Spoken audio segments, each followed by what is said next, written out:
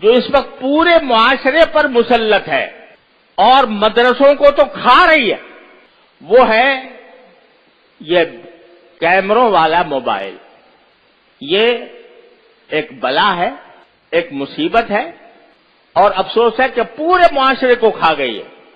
اور بڑے سے بڑا عالم، بظاہر متقی، بظاہر نمازوں کا پابند، لیکن اس کے پاس یہ موبائل جو ہے، یہ جس کو آج کل اسمارٹ موبائل کہتے ہیں۔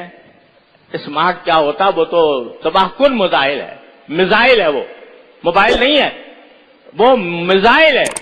وہ انسان کے اخلاق کو تباہ کرنے والا، وہ انسان کے دین کو تباہ کرنے والا، انسان کے اوقات کو تباہ کرنے والا میزائل ہے وہ۔ تو اس کے اوپر ہم نے یہاں پابندی لگائی ہے، اور اسی لیے لگائی ہے کہ جو اس میں بڑے عظیم نقصان ہیں۔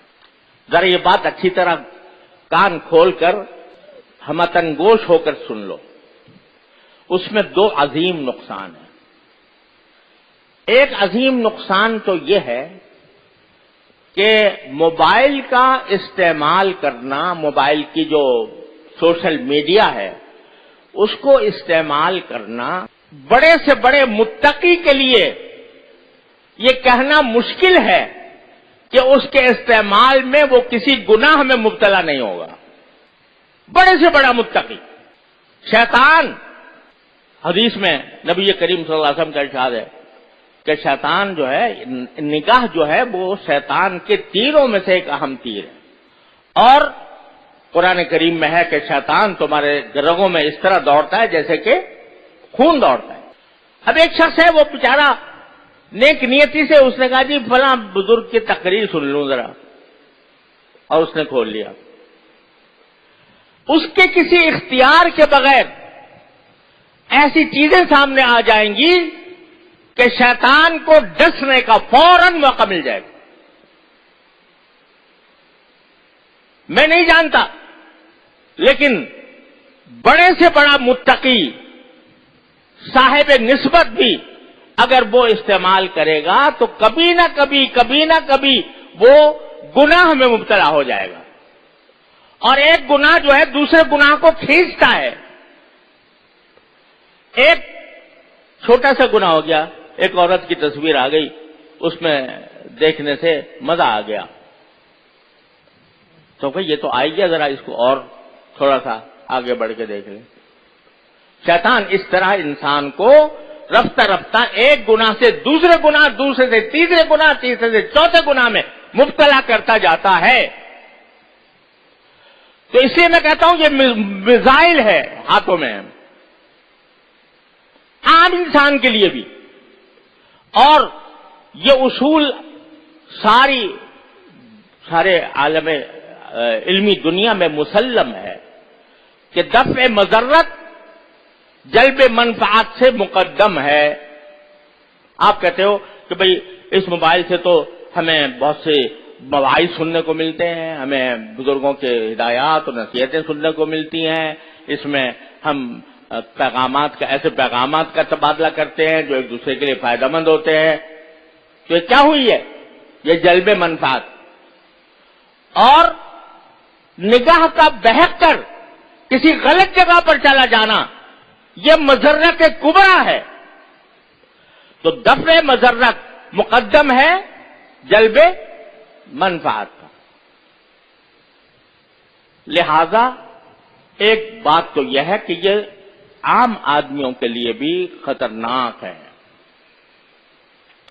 لیکن دوسری وجہ یہ ہے کہ اس بات کا تجربہ ہے، مشاہدہ ہے، اس میں کوئی ادنا شک و شبے کی گنجائش نہیں ہے کہ اوقات ضائع کرنے کا اس وقت اس سے بڑا کوئی اور راستہ نہیں۔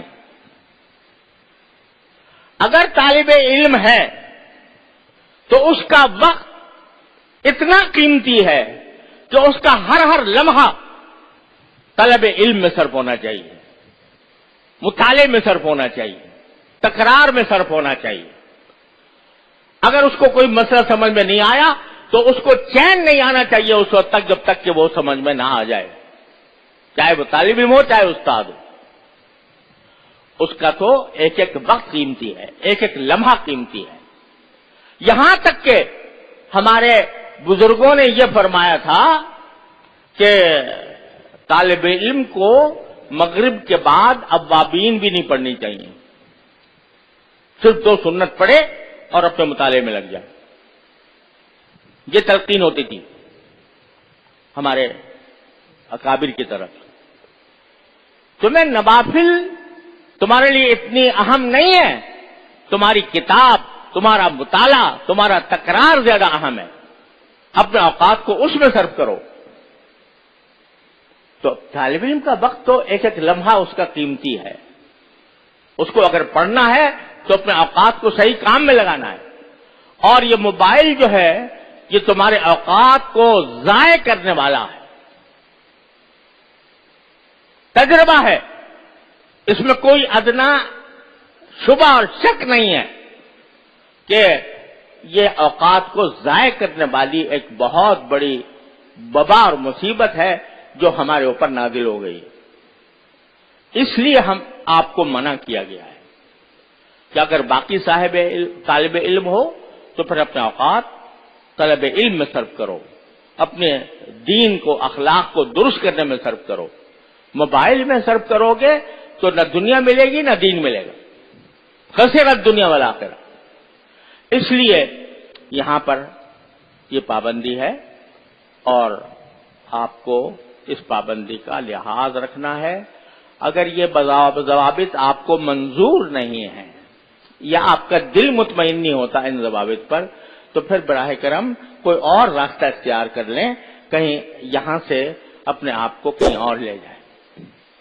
لیکن یہاں رہنا ہے اور طالب علم بن کر رہنا ہے تو ان ضوابط کی پابندی کرنی ہوگی.